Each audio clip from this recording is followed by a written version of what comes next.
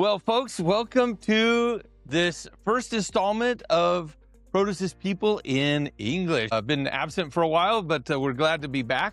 We talk everything produce, the entire supply chain, all the hands that touch every item of produce. In fact, recently I was talking with a friend of mine who's on the grocery side, and it's the same conversation. How many hands touch each item that goes into a retail store? And today we have a great treat.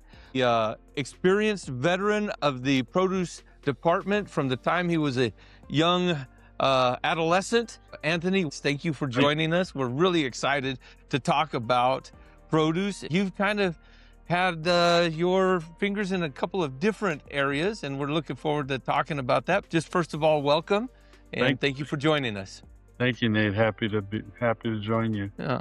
So you were telling me you started, even before the produce department, you started growing some stuff, right? Did I get that right? Yeah, my Sicilian immigrant grandfather taught me how to garden as a little boy. As a teenager, we planted a big 2-acre garden and a lot of tomatoes and other vegetables.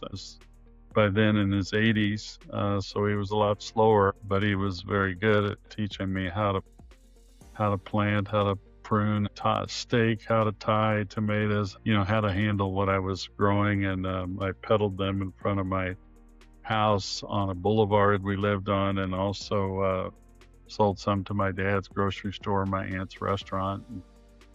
And wow. whatever I didn't get sold through and was getting to my mom would can it, and we would have canned tomato sauce and so forth. And yeah, you were selling 100% of your crop. We were. Most growers would be envious. A small way vertically integrated.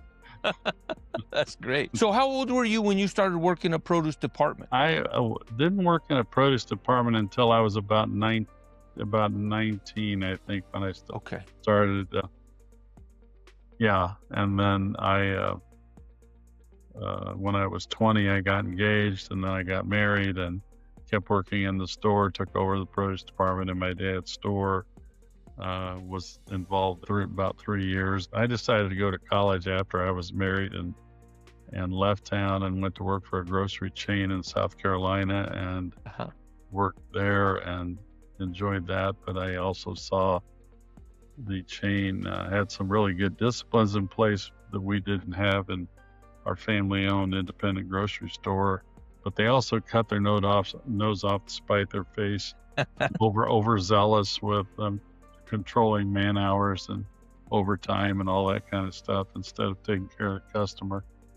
So how does that work in a produce? Because you have responsibilities of profitability, turning over product, reducing shrink. I mean, there's a lot of challenges just in that as a produce manager, right? Yeah, absolutely. And I did it at our family store, and I did it for a chain, and then I came back to Kansas City, worked for a produce wholesaler, calling on stores and helping those produce managers with merchandising and teaching. I kind of acted like a produce specialist for this wholesaler. Then actually got a chance to go back into retail for a while, and I ran a department and really focused on driving sales and maintaining gross profit dollars, and really on the overall reputation of the store by having excellent produce. That store enjoyed the benefits of my passion and perfectionism in produce, and we hit all-time records on the distribution or percent of sales in the produce department while I was there, and very much enjoyed doing that. But I wore my back out, and I finally went back into wholesale sales, calling on retailers and selling produce. But I used all my experiences to help others, and kind of in turn they gave me business. When you're at the store level in the produce department, you're managing the produce department, kind of the metrics that are used to determine if you're doing a good job or not. Bottom line is profitability, right? Yes, yeah, and you have to learn about controlling shrink, the waste issue, overbuying, underbuying, not handling product properly, and create a lot of waste. You're trying to reach this balance of marking up product enough to cover your shrink or your waste, and still hitting the numbers that they expect of you in gross profit. And I always said sales cures all the ills. Yeah, if you got enough traffic and you got enough covers a multitude of sins. Yeah. But accurate ordering makes a huge difference. How did you track that back then? Is it just spreadsheets on a computer? Is it notebooks and pen and paper? How were you tracking that? Well, I was one of those produce managers that used the order guide and wrote my inventory. Every time I wrote an order, I didn't just write an order on the fly. I wrote what I had in the cooler, because you miss things if you don't, and you end up double ordering and having too much of something. So I always took inventory in my inventory column before I wrote my, I think at that time back then I was getting 3 trucks a week from the wholesaler that was our primary supplier, and then I would get 3 to 5 trucks a week from our secondary supplier, and that enabled me to keep my inventory really low. Gotcha. And not run out of product. Whatever the warehouse marked me, I picked up from my secondary supplier. But I also had items that the secondary supplier did better than the primary supplier, and one of those was tomatoes. Because they handled them properly in the right temperatures, and they were they had a repacking operation, and they were able to pluck out exactly what you need. Yeah. Okay, so when you were a kid, you were able to sell your tomatoes to your dad's grocery store. So that's kind of how we envision our families envision that's what's happening at the grocery store level. In reality, that's nowhere near what's really happening today. The commercial farms are harvesting large volumes or packaging large volumes, and they're going in trucks all over the country to either some wholesaler or some distribution center, maybe a local IGA. They're buying it from a wholesaler who's coming, like you said, 3-4 times a week. There's a lot of different hands that are touching that produce any given day. Yeah, that's right. One of the things, one of the challenges that independent grocers have is sometimes you get so focused on a quarter or 50 cents by jumping around the way you buy from different suppliers, but they don't calculate how many times a day they're opening the back door, how many times a day they're unloading the truck, how much time that, saving $5 on an order is going to cost you. And so I've always been a proponent of use your primary supplier as your primary supplier and do what you can to make them better if they have areas of weakness, and then fill in, with someone. The someone you fill in with has to be, it has to be worth their while to service you too. So you've got to be careful. So there's a balance. But I've been in stores where they buy from 2 or 3 or 4 different suppliers, and they're really wasting a lot of time. I am a believer in consumer communication and mingling with the shoppers and having a personality out in the produce department. That goes a long, long ways. Yeah. Because when people can ask you what something is, or how do you use this, or what is it good for? Do you store it? Do you need to wash it? And all that kind of stuff. One of my stories that I used to have people ask me to pick out their watermelon, and I always had a way of tapping it with my fingers, and if it vibrated and bounced back, I knew it was ready, and if it was no bounce back, it was probably overripe. So I picked this lady out a watermelon, and about 5 or 6 days later, they called me to the phone, produce department line 1, and I got it. Yeah, I had that heavy duty guy pick me out a watermelon, and it was the best watermelon I ever had. There you go. He picked me out another one, and I said, "Well, this is heavy duty. I'm ready." I said, "On in, I'll pick you out another one." But did you change your name tag? That because she called me heavy duty instead of heavy set. Yeah, I like that. Yeah, makes you want to change your hat or something, huh? I felt more macho.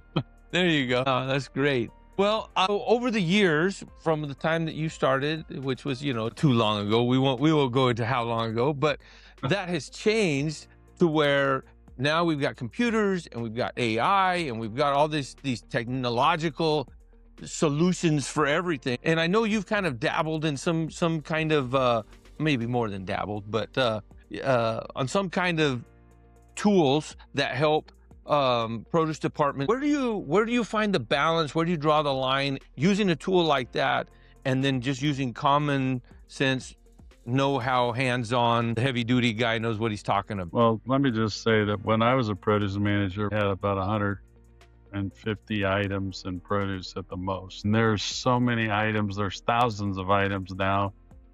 So doing what I said with the inventory order columns and all of that, and manage your inventory. Over time, what's happened is the industry has added items and added items and added items and added items, but guess what? Added man hours. So you're always kind of operating in hurry sickness mode, and you're cutting corners. You start cutting corners in order to keep up with everything, and then not washing a 12-foot of your rack when you should be on a regular routine of washing and cleaning. There's things that get neglected because you're trying to manage so many items.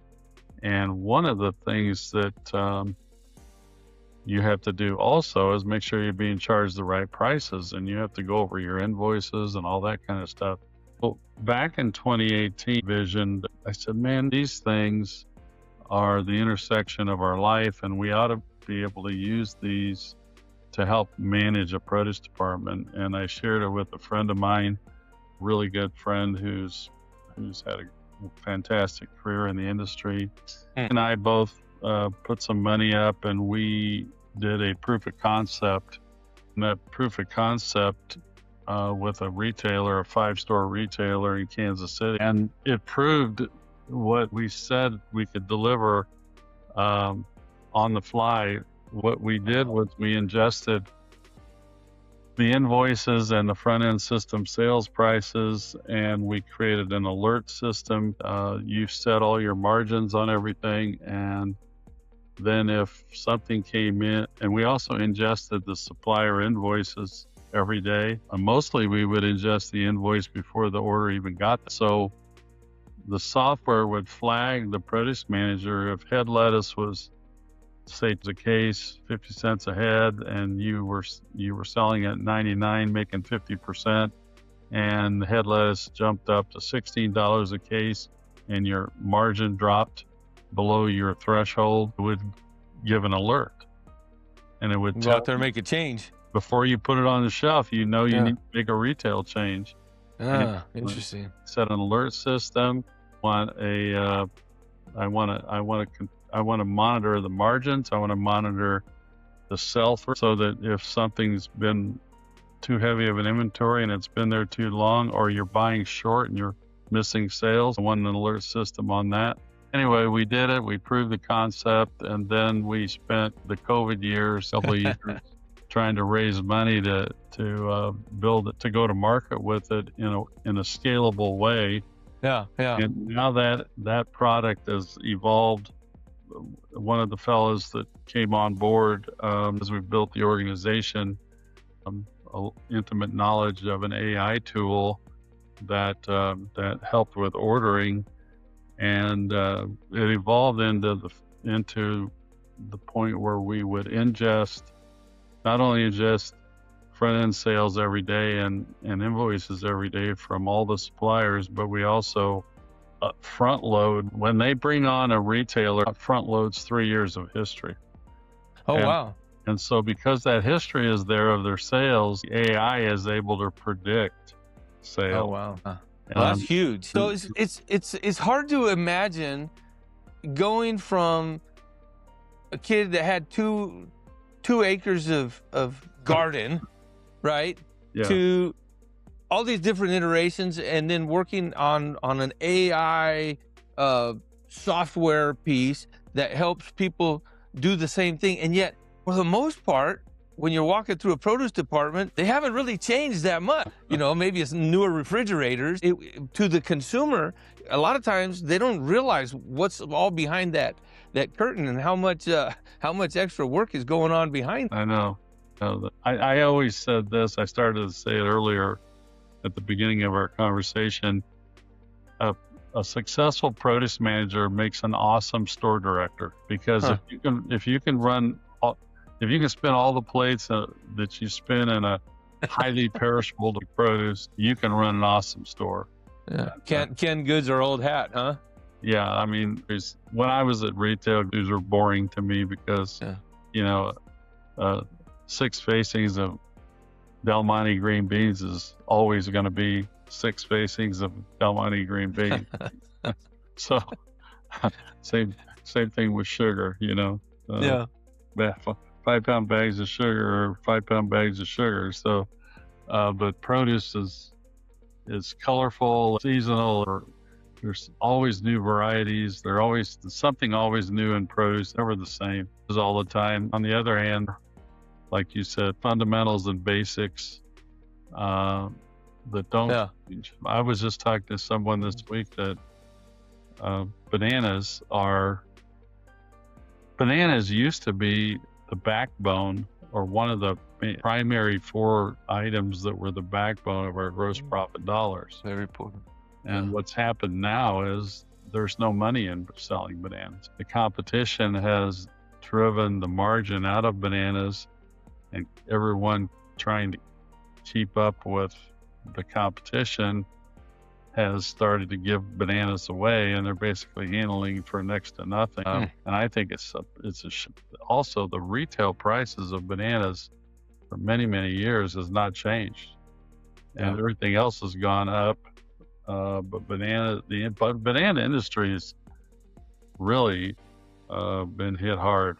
And I hear there's a few breakouts where retailers are starting to raise their retails and get some margin back on bananas, and I'm applauding them, because nobody wants to work for nothing, There's some good case studies of some people that are doing some interesting marketing and some purpose-driven sales on bananas that are really great. We could probably jump into that. We're running out of time, but before we leave, I do have to ask you our standard question. Number 1, what's your favorite fruit? Watermelon. Watermelon. All right. Do you put anything on it? Do you just eat it like it is? Are you a lemon and salt kind of guy, or? No, I'm eat watermelon the way God made it. Fair enough. Okay. What about veg? What's your favorite veg? Probably, I love a lot of vegetables, and there's about 5 there at the top, but I would have to say probably sweet potatoes. You just eat like a baked potato? Yeah. It's a superfood, and it's a delicious food, and it's a good for you food. So not only does it taste good, but you can feel good about eating it. My wife loves sweet potatoes, and she buries them in brown sugar and marshmallow. So I don't know how good they are for her, but she enjoys them. Yeah, it's good. Well, that's great. If we were to surprise you, if we were to run into you buying produce, where's the most likely spot we would find you buying produce? Well, I don't know what part of the country I'm in, but I'm pretty critical about produce, so I would just say this.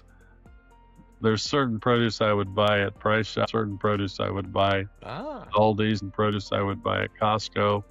I wouldn't. There's some items I would buy at Sprouts, and they do a better job. I will say this about Sprouts and Whole Foods. Historically, at least 4 varieties of sweet potatoes. Oh, wow. And mainstream grocers seem to like to just stick with an orange sweet potato. Yeah. And I like white sweet potatoes and purple sweet potatoes and red sweet potatoes. And I like the attributes of each one. And they're all different, not just in color, texture and flavor. Yeah, that's great. Sprouts seems to do a good job with leafy vegetables and have a little bit more variety. Kind of old school when it comes to leafy vegetables. I like them to be handled where they're crisped, wet, and fresh. Yeah. I personally don't like to buy things out of plastic bags if I don't have to. Yeah. It's kind of a spectrum, right? And so you can't always be all to this side or all to that side. You kind of got to navigate. So that's interesting that, what kind of produce, what time of year. I imagine at some point during the year, you're probably an avid farmer's market supporter. I just get that feeling. I don't know why. I just went to the farmer's market Saturday, and I've been going down there every other Saturday.